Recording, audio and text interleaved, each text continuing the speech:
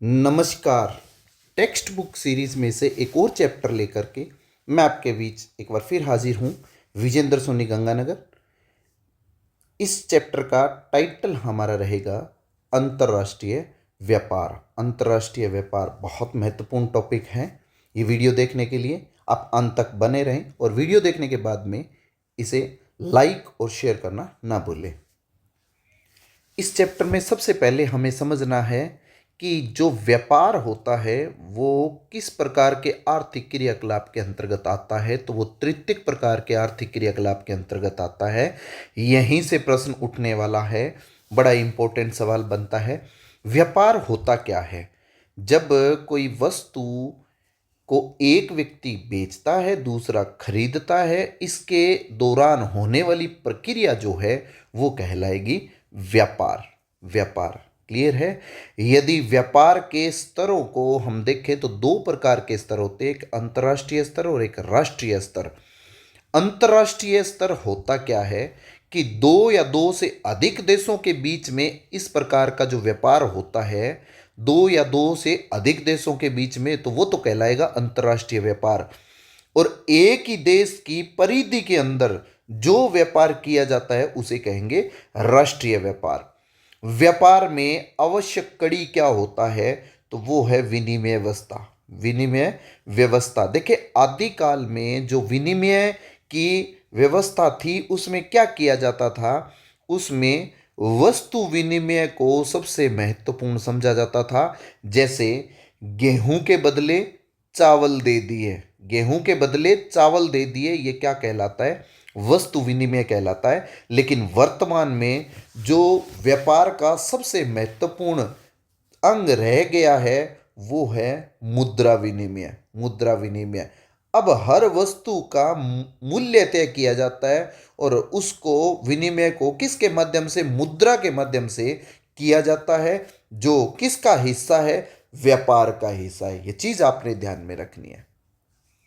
यहां देखें, इस चित्र में वस्तु विनिमय का बहुत ही अच्छा उदाहरण दिया गया है, जो कि उदाहरण दिया गया है जोनबिल मेले का। जोनबिल मेला कहाँ लगता है? गुवाहाटी से 35 किलोमीटर की दूरी पर जोगीराड़ एक जगह है, वहां पर जोनबिल मेला लगता है। वहां पर वस्तु विनिमय हो रहा है कि एक वस्तु के बदले दूसरी वस्तु आदान प्रदान की जा रही है। यह सर्वोत्तम उदाहरण है किसका? वस्तु विनिमय का। अंतर्राष्ट्रीय व्यापार के इतिहास की बात करें, देखिए हमने राष्ट्रीय और अंतर्राष्ट्रीय दो प्रकार के व्यापार पढ़े हैं।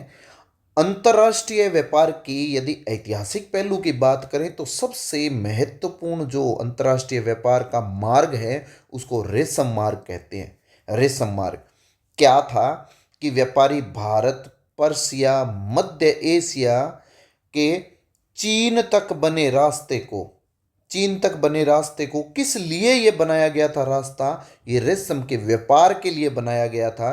तो इसको क्या कहते हैं? रेशम मार्ग कहते हैं। ये चीज आपने ध्यान में रखनी है। और इसके रेशम मार्ग के साथ केवल रेशम ही नहीं, अन्य महंगी वस्तुएं हैं वो भी परिवहित की जाती थी। और लगभग कितनी दूरी थी इसकी? 6000 किलोमीटर लंबा ये मार्ग था। ये चीज ध्यान में रखनी है। अंतर्राष्ट्रीय व्यापार को सबसे ज़्यादा यदि बढ़ावा मिलता है तो वो 15वीं शताब्दी में मिलता है। 15वीं शताब्दी में देखें, ये औपनिवेशिक काल प्रारंभ हो गया है।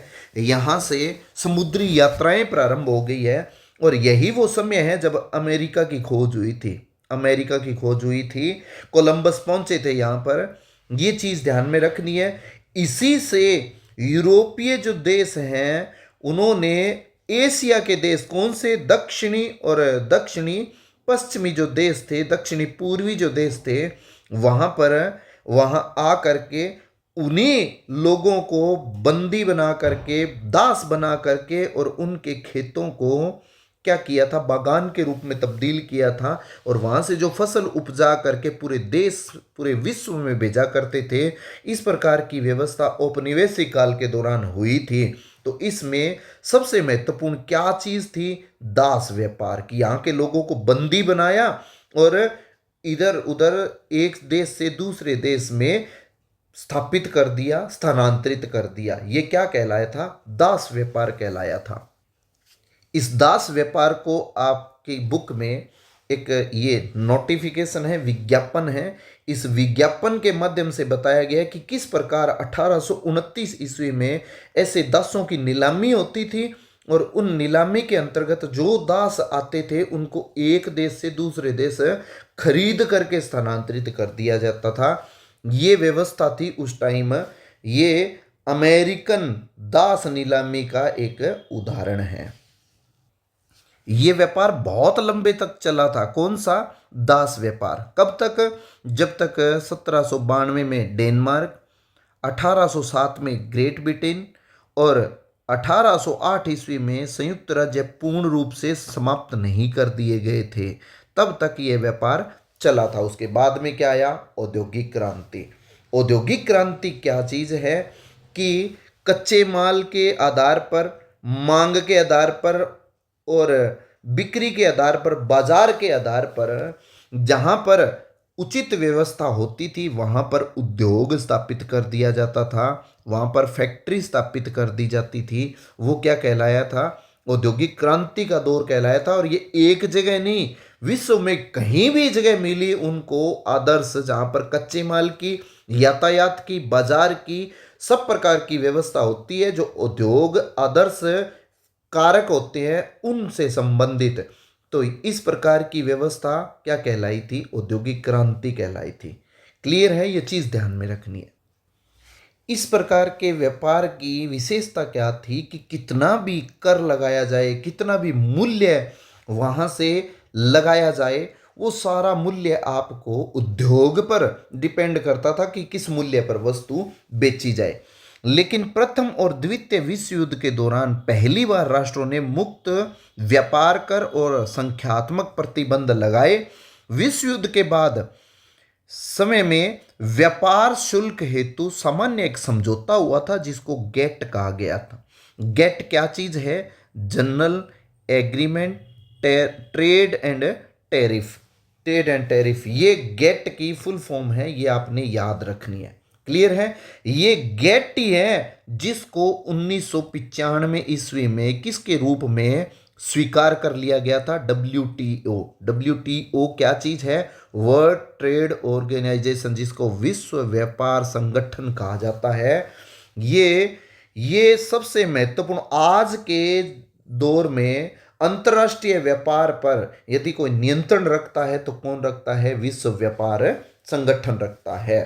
अंतर्राष्ट्रीय व्यापार अस्तित्व में ये जो संगठन है ये क्यों आया था, इसके लिए जानते हैं कि अंतर्राष्ट्रीय स्तर पर किसी भी प्रकार के मूल्य से संबंधित, तुलनात्मक लाभ से संबंधित, सेवाओं से संबंधित, वस्तु के उत्पादन से संबंधित, उसके व्यापार से संबंधित, उसके परिवहन से संबंधित, उसके कर से संबंधित जितनी भी नीति का निर्धारण करना होता है उसके लिए एक संस्था की आवश्यकता होती है। और वो संस्था किस रूप में अस्तित्व में आई थी? WTO के रूप में अस्तित्व में आई थी।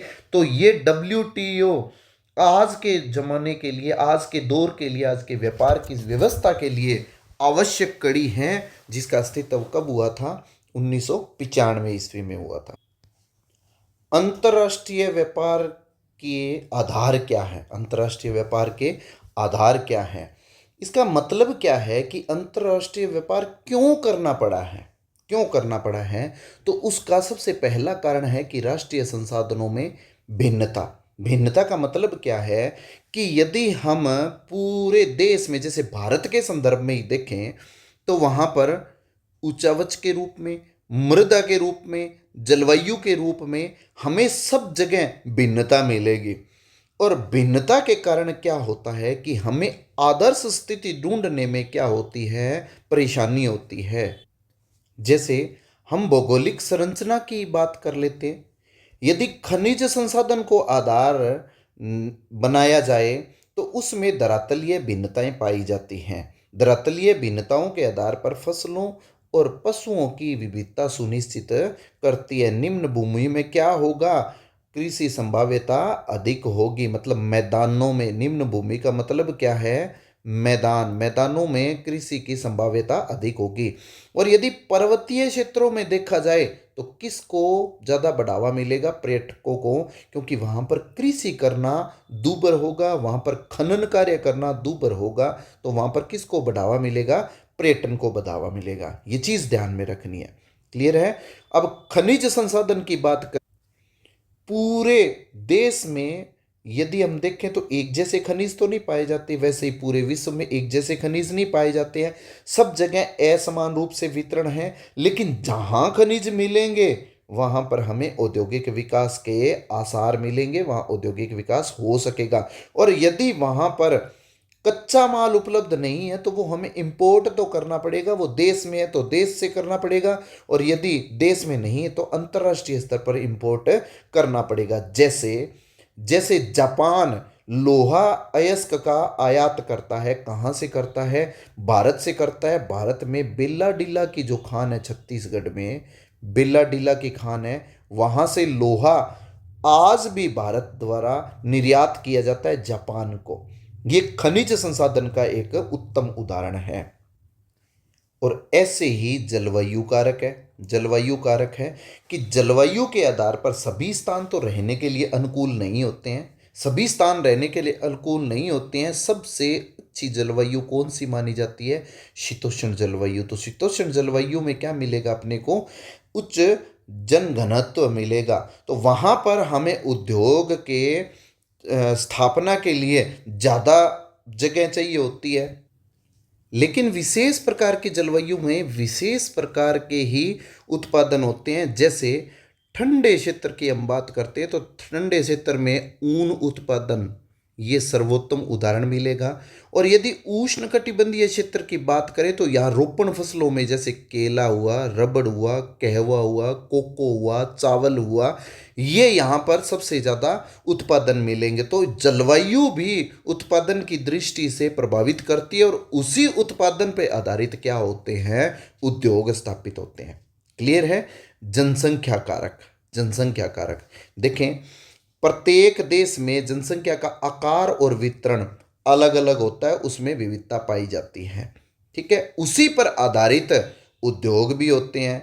जैसे सबसे पहले हम सांस्कृतिक कारक की बात करते हैं कि जैसी संस्कृति होती है, जैसे वहाँ की स्थानीय संस्कृति है, उसी स्थानीय संस्कृति के आधार पर ही वहाँ पर उद्योग स्थापित होगा। जैसे जैसे चीन है, चीन में उत्तम कोटि का पार्सलिन बनाया जाता है। पार्सलिन क्या है? चीनी मिट्टी के बर्तन हैं।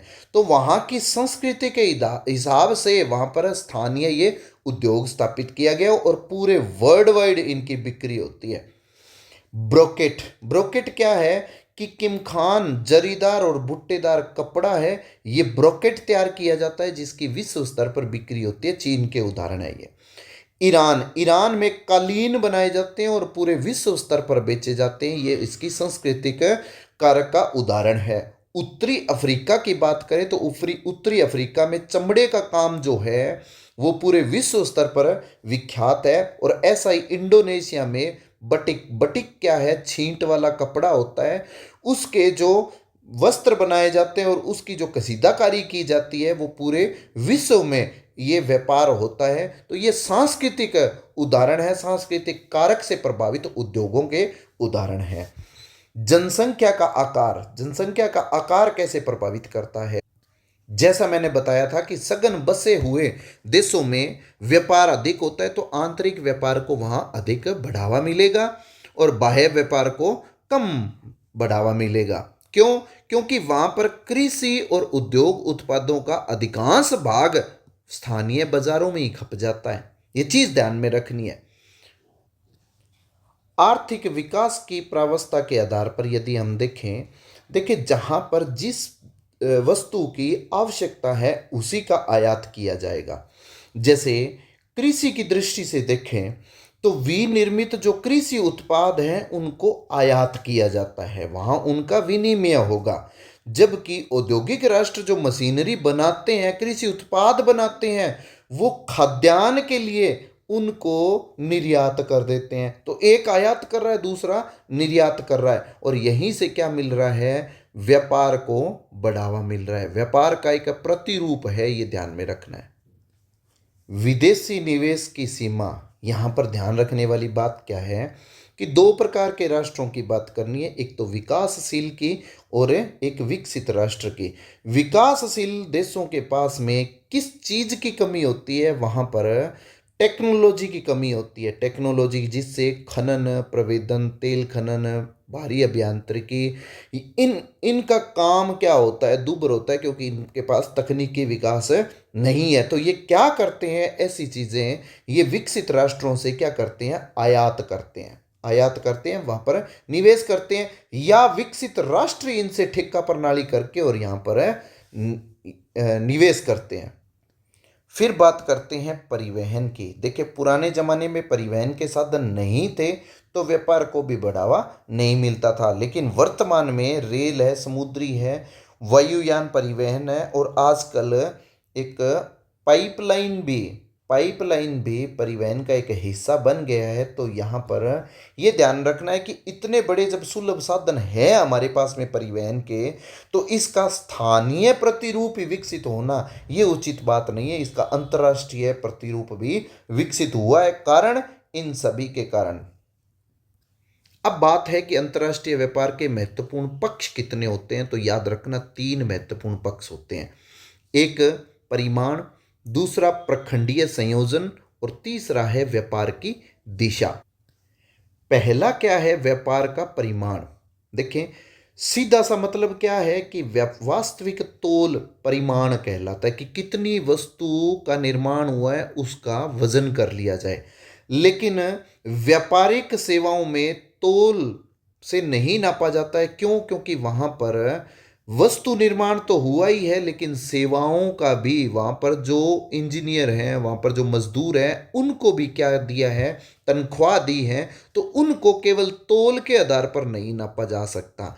इसीलिए हम क्या करते हैं कि कुल जो सेवाओं और वस्तुओं का जो कुल मूल्य निकला है व्यापार का, उसी को हम क्या मान लेते हैं, परिमाण मान लेते हैं। तो एक चीज ध्यान में रखनी है, अंतिम मूल्य कि वस्तु का अंतिम मूल्य कितना है, वही उसका क्या हो जाएगा, परिमाण हो जाएगा। अब तीसरा जो रूप है वो है व्यापार संयोजन। इसमें हमने क्या चीज देखनी है, इसमें हमने जो आर्थिक क्रियाकलाप है उनको देखना और उसमें उनकी आपस में कनेक्टिविटी देखनी है। देखिए, शुरुआत में जब औद्योगिक काल स्टार्ट हुआ था तो प्राथमिक उत्पादों को ही व्यापार में प्रधानता दी जाती थी, लेकिन धीरे धीरे विनिर्मित वस्तुओं को प्रधानता दी जाने लगी, और वर्तमान काल में सेवाओं को, यात्राओं को, पर्यटन को, इनको भी अहमियत दी जाने लगी है। तो इन सब का जो संयुक्त रूप है, उनका जो परस्पर संबंध है, उसी को हम क्या कह देते हैं, व्यापार संयोजन कह देते हैं। अब बात करते हैं व्यापार की दिशा की। देखिए, व्यापार की दिशा में हम प्रारंभिक दौर से बात करेंगे और वर्तमान दौर में कैसे वो संरचना बदली है। सबसे पहले जो व्यापारिक दृष्टिकोण था वो यूरोपीय देशों का था। यूरोपीय देशों का जैसे जैसे वर्चस्व कम हुआ तो संयुक्त राज्य अमेरिका ने इस व्यापार में यूरोपीय देशों के साथ ही बड़ी भूमिका अदा करनी प्रारंभ कर दी गई है।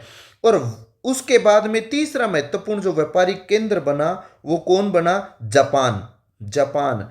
और वर्तमान संदर्भ में देखें तो भारत, चीन और अन्य विकासशील देश हैं जो इन सभी देशों के साथ क्या कर रहे हैं, प्रतिस्पर्धा कर रहे हैं। तो जैसे जैसे व्यापार का केंद्र, औद्योगिक केंद्र परिवर्तित होता गया, वैसे वैसे व्यापार की दिशा परिवर्तित होती चली गई।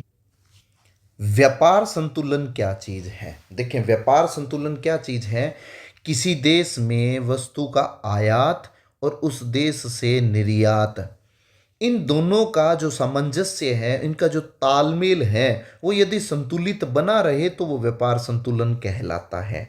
देखें कैसे, किसी देश में ऋणात्मक और धनात्मक दोनों ही प्रकार के हो सकते हैं व्यापार संतुलन।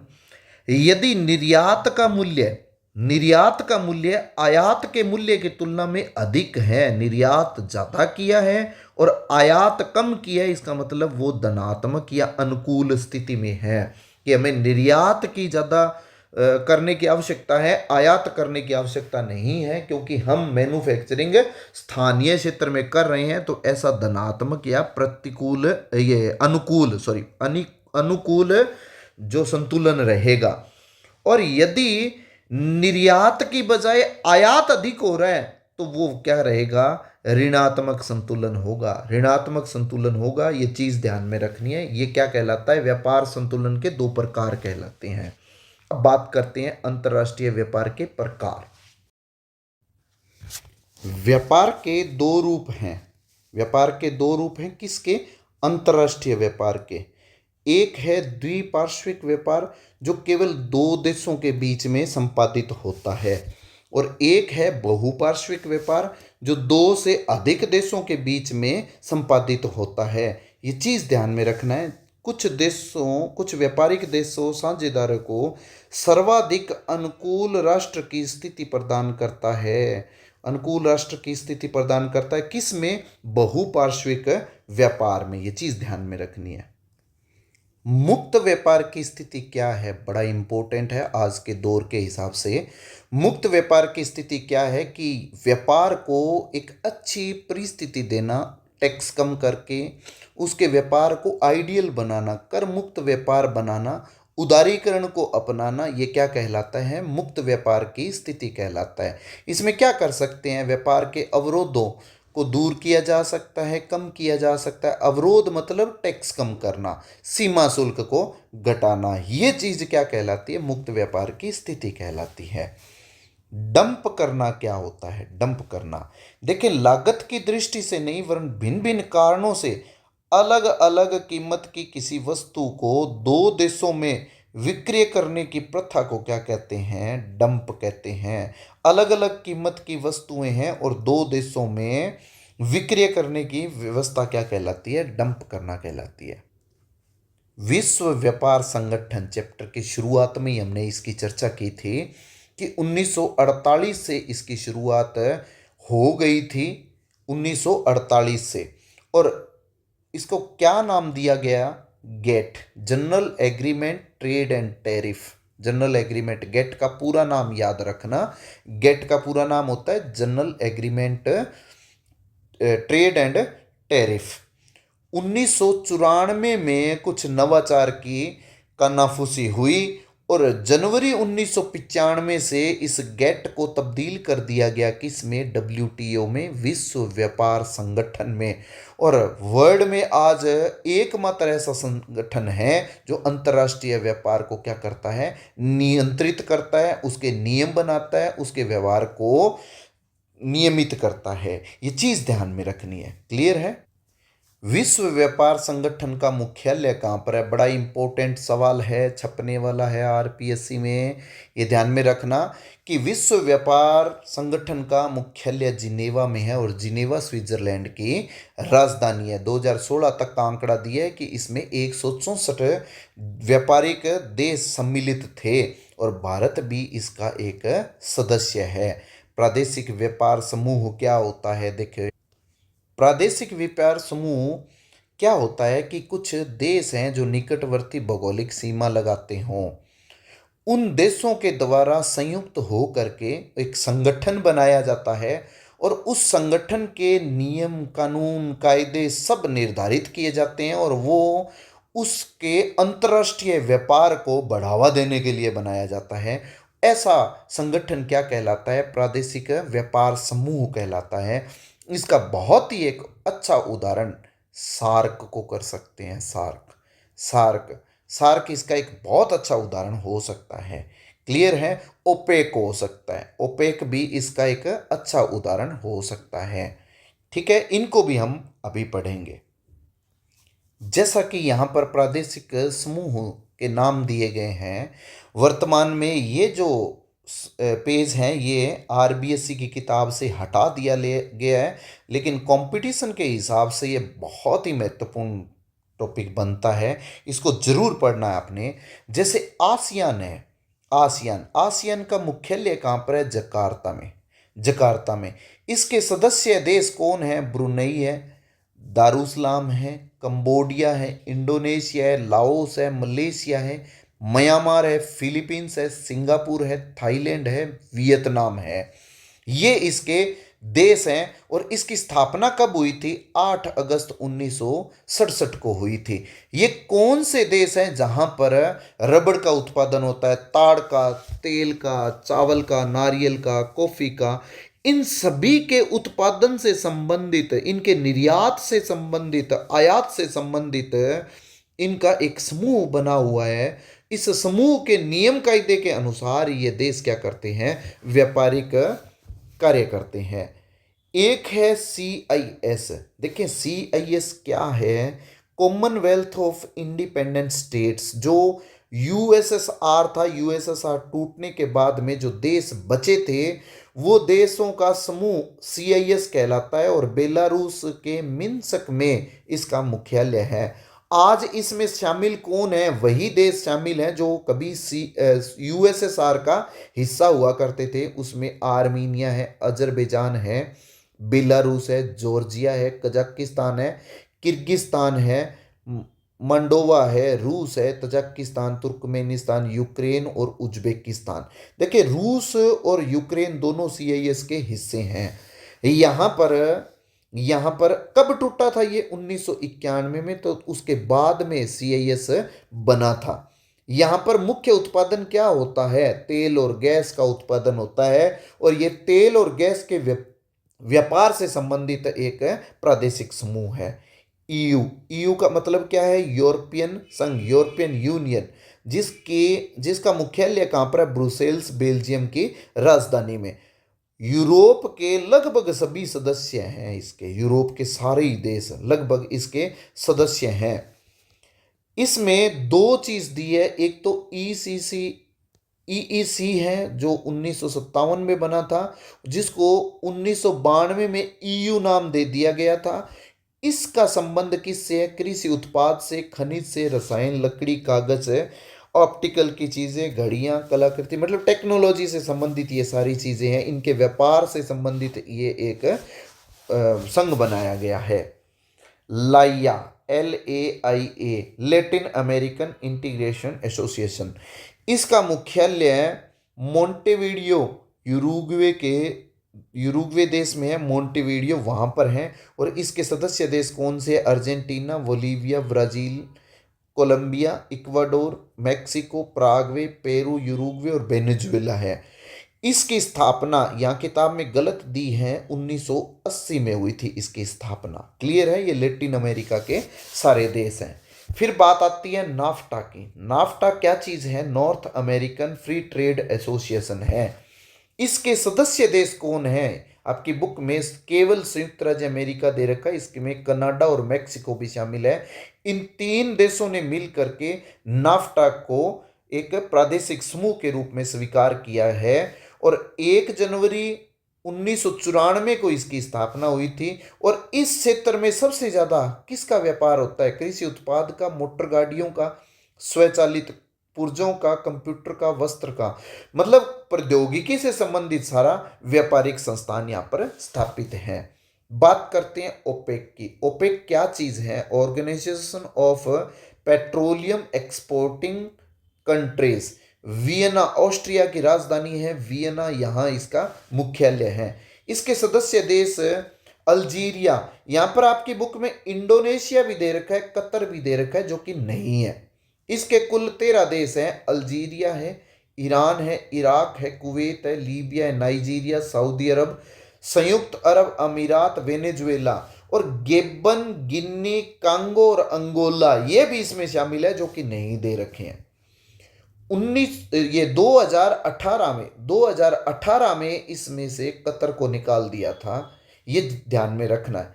इसकी स्थापना 1949 दे रखी है, नहीं है, 1960 है। ये क्या करते हैं? तेल के उत्पादन और व्यापार से संबंधित गतिविधियां संपादित करते हैं। कौन? ओपेक देश।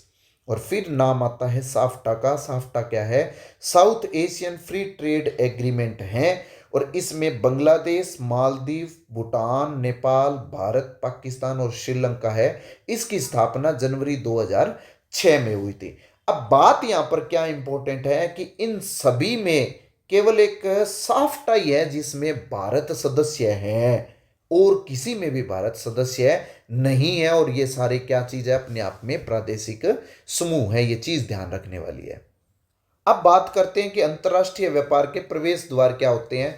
तो सीधा सा एक सबसे महत्वपूर्ण चीज पतन को आपने यहाँ पर बताना है। पतन, पतन क्या चीज है? वो किसी भी देश, दुनिया में कोई भी व्यापारिक एक क्षेत्र हो, उसका अंतरराष्ट्रीय व्यापार कोई महासागर या सागर के द्वार पर, उसके महाद्वीपीय स्थान पर जो भी बंदरगाह स्थापित किया जाता है, उस बंदरगाह को क्या कह देते हैं? पतन कह देते हैं। उस बंदरगाह को हमने क्या कह दिया है? पतन कह दिया है। वहां पर समस्त प्रकार की गोदी लादने, उतारने, भंडारण, सब प्रकार की सुविधा होती है, तो वो क्या कहलाता है? पतन कहलाता है। ये चीज ध्यान में रखनी है। पतन भी उद्देश्य के आधार पर भिन्न भिन्न प्रकार के हैं, जैसे औद्योगिक पतन। ये औद्योगिक कार्यों से संबंधित सारी संचालन करेंगे, जैसे अनाज, चीनी, अयस्क, तेल, रसायन। ये इनका आयात और निर्यात का कार्य करने वाले क्या कहलाएंगे? औद्योगिक पतन। वाणिज्यिक पतन, वाणिज्यिक पतन ये विनिर्मित वस्तुओं और उत्पादों का आदान प्रदान तो करते ही हैं, लेकिन इसके साथ साथ यात्री परिवहन को भी ये क्या करते हैं? संपादित करते हैं। ये चीज वाणिज्यिक को ध्यान में रखना है। फिर बात आती है विस्तृत पतन। देखिए बहुत इंपॉर्टेंट है, इस पर सीधा सवाल पूछा जाता है, सबसे महत्वपूर्ण। इसी पर सवाल आपकी बुक में भी पूछा गया है। क्या कि सामान्य नौभार का थोक में परिबंधन से संबंधित, थोक व्यापार से संबंधित यदि कोई कार्य संपादित करता है तो वो क्या कहलाता है? विस्तृत पतन कहलाते हैं। और विश्व के जितने भी महान पतन हैं, बड़े पतन हैं, वो किसके अंतर्गत आएंगे? विस्तृत पतन के अंतर्गत आएंगे। ये चीज ध्यान में रखनी है। ये तो व्यापारिक महत्व के 3 पतन थे। अब अवस्थिति के आधार पर पतनों के प्रकार की बात करें तो एक है अंतदेशीय पतन। अंतदेशीय पतन ये क्या होता है? ये समुद्री तट से दूर अवस्थित होते हैं, दूर अवस्थित होते हैं। जैसे कि उदाहरण क्या है? मानचेस्टर का, मानचेस्टर का। और मानचेस्टर कहां पर है? ब्रिटेन में, ब्रिटेन में। और ऐसा ही उदाहरण एक मिसिसिपी नदी के तट पर मिलता है। मिसिसिपी नदी कहां? यूएसए में, मेफिस, मेफिस। ये ध्यान में रखना है। राइन भी इसी प्रकार का एक उदाहरण है। क्लियर है? अब बात करते हैं बाह्य पतन। बाह्य पतन कौन से होंगे? जो वास्तविक पतन से दूर बने होंगे, जो वास्तविक पतन से दूर बने होते हैं, इस प्रकार के पतन क्या कहलाते हैं? बाह्य पतन कहलाते हैं। और ये क्या होते हैं? गहरे जल के पतन होते हैं। ये स्थलीय भाग से दूर बने होते हैं। विशिष्टीकृत क्रियाकलापों के आधार पर यदि हम बात करें तो तेल पतन, तेल से संबंधित जितना भी कार्य होगा वो क्या कहलाएंगे? तेल पतन। यहाँ पर कुछ टैंकर ऐसे भी होते हैं जहां पर तेल का निर्यात किया जाता है, कुछ कच्चे तेल के आयात के लिए होते हैं। इसमें उदाहरण यदि हम पढ़ें तो माराकाइबो, माराकाइबो कहां पर है? वेनेजुएला का। एक्सखीरा ये कहां का है? ट्यूनीसिया का। त्रिपोली कहां का है? लेबनान का। ये एक एक चीज है जो आपको ध्यान में रखनी है। और अबादान की बात करें तो ये भी एक तेल शोधन पतन है जो पर्सिया की खाड़ी पर स्थित है। ये चीज ध्यान में रखनी है। ये एक एक उदाहरण आपसे पूछ लिए जाएंगे। फिर मार्ग पतन की बात करते हैं, विश्राम पतन की बात करते हैं। ये वो पतन है जिनको क्यों विकसित किया गया है कि रास्ते में आते जाते वक्त यदि ईंधन खत्म हो गया है या विश्राम के लिए कहीं रोकना है, ईंधन खत्म हो गया, ईंधन भरने के लिए, जल भरने के लिए, खाद्य सामग्री लेने के लिए, इस प्रकार की व्यवस्था के लिए जो पतन बनाए गए हैं उनको क्या कह देते हैं? मार्ग पतन या विश्राम पतन। उदाहरण के तौर पर देखें तो अदन है, होनोलुलु है, सिंगापुर है, ये इसके अच्छे उदाहरण हो सकते हैं। फिर है पैकेट स्टेशन। देखिए ये छोटी दूरियों के लिए होते हैं। सीधी सी बात ये है कि ये छोटी दूरियों के लिए होते हैं। इसको फेरी पतन भी कहते हैं, फेरी पतन भी कहते हैं। इसका एक बहुत ही अच्छा उदाहरण है कि इंग्लिश चैनल के आर पार इंग्लैंड में डोवर और फ्रांस में केलाइस, ये जो पतन है ये किसके उदाहरण हैं? ये पैकेट स्टेशन के उदाहरण हैं। आंत्रपोपतन क्या होता है? ये एकत्रण के, संग्रहण के केंद्र होते हैं। विभिन्न देशों से निर्यात करके लाई गई वस्तुओं को यहां पर रखा जाता है। जैसे सिंगापुर है, सिंगापुर एक आंत्रपोपतन का बहुत ही अच्छा उदाहरण है एशिया में। और यदि रोटरडम की बात करें तो यूरोप में एक बहुत अच्छा उदाहरण है। और कोपनहेगन, कोपनहेगन की बात करें तो बाल्टिक क्षेत्र में ये बहुत अच्छा उदाहरण है आंत्रपो स्टेशन का।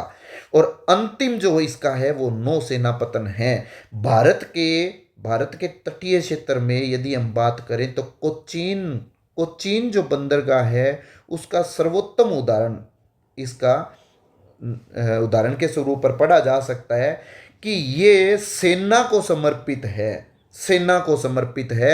यदि सामरिक महत्व के लिए या सेना के लिए जो पतन तैयार किए जाते हैं वो क्या कहलाते हैं? नौसेना के पतन कहलाते हैं। क्लियर है? तो ये था हमारा आज का वीडियो जिसमें आपने अंतर्राष्ट्रीय व्यापार से संबंधित महत्वपूर्ण जानकारियां ग्रहण की हैं। उम्मीद है आपको ये वीडियो बहुत पसंद आई होगी। यदि पसंद आई है तो आप इसको लाइक कर दें, शेयर कर दें। धन्यवाद।